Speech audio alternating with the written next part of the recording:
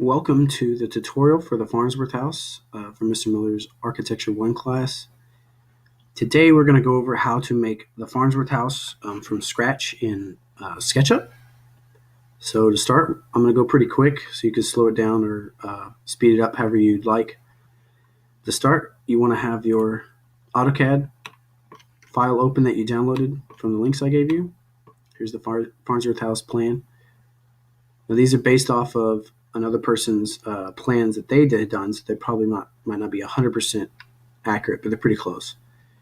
So we have the main building, the secondary terrace, outside terrace here, and then the core area, and the 4 elevations. I have some different helpers over here that tell you what to do on AutoCAD, like offset, trim. The one we're going to use a lot is DI for distance, and then enter. So the first thing we're going to do, we're going to start a new SketchUp. Now you want to start from scratch because it's going to give you a choice whether you want inches and feet or meters. So take a second here. And it sees it right here. It says choose template. So I'm going to do, for Farnsworth House, we are doing feet and inches. And it is the 1, 2, 3, third selection in 2017. I'm going to take a second to open up. There we go.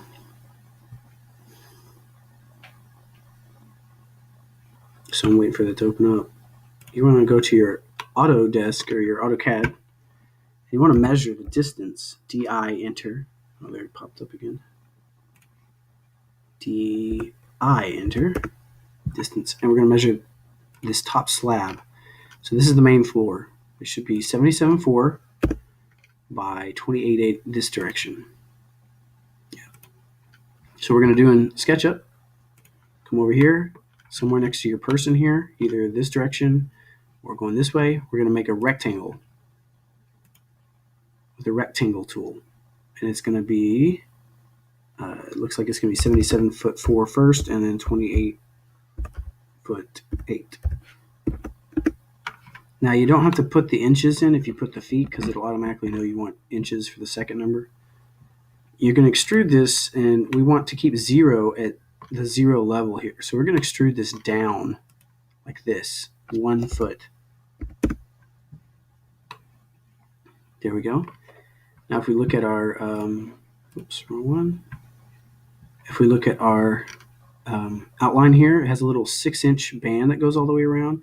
This contains the mullions and then also like a change in the flooring here, I believe. So this is tile and this is like concrete right here.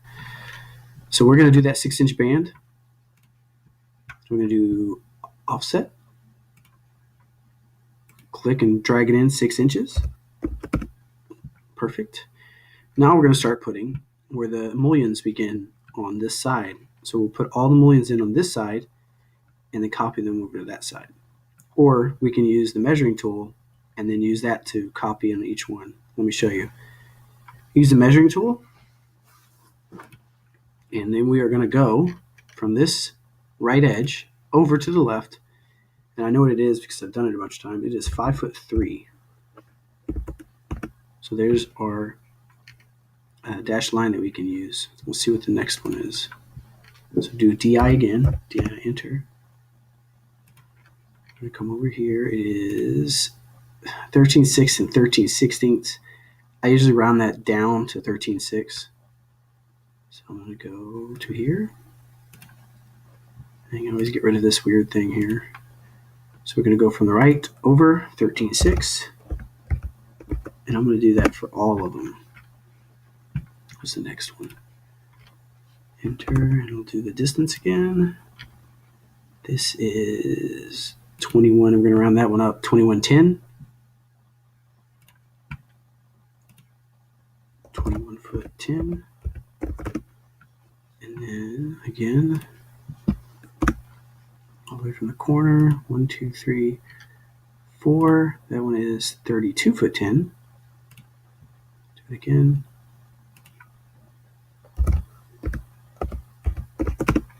So there's 4 mullion places. And then there's actually, let's see how many more. I think there's one more. Yeah, one more right there where that I-beam is. From here all the way to there, 4310. That's the last one. And then we're going to have a crossover glass here that doesn't actually have a mullion. So 4310, 4310. And then we're going to mark where that last one is.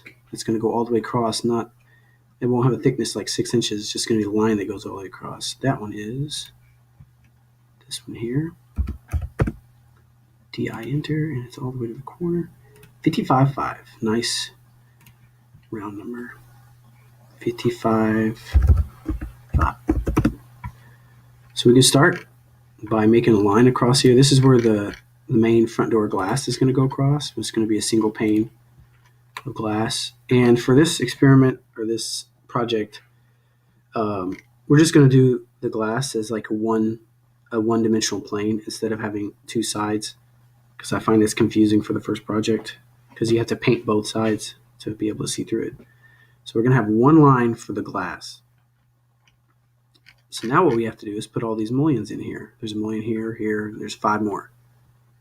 To do that, we use the rectangle tool. And we're going to click here and move it over. Now I know it's 6 inches wide, but it should be 8 inches deep. So we're going to do 8 inches, 6 inches. And there it is. Now you can also grab it like this, press Control, and move at the same time, hold it down, and copy it like this on each intersection. So you can do that every time. Like that. Now the last one isn't a mullion. That one will just be glass. And then we can grab all these and copy them over. You can use Control or Shift to grab more than one thing at a time. There we go. Press Control and move.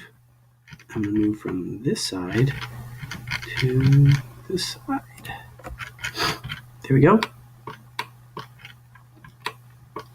So now we can extrude our mullions because we're going to draw a glass in between the mullions.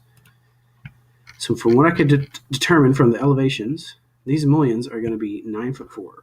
So that's the height of the ceiling in there.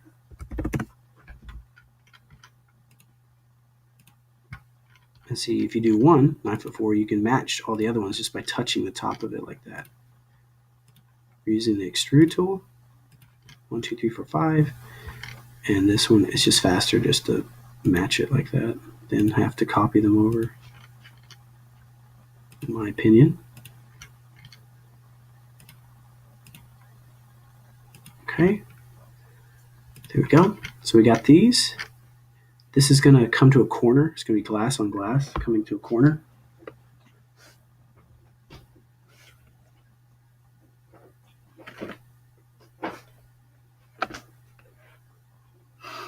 Okay.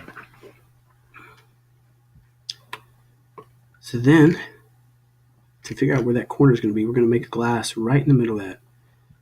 So to figure out where that corner is going to go up, we're going to use the midpoint and go straight up from that midpoint. On the blue axis, 9'4". Same thing on the other side. Or you could go over here to this and join to the midpoint and all the way around. When you finish making this plane, it'll make a two-dimensional plane, which you can then paint like glass, like that. So we can do that for all these.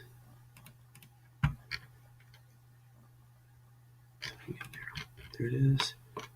It works for some of them like this, sometimes it doesn't. So we want to get on the midpoint. There it goes.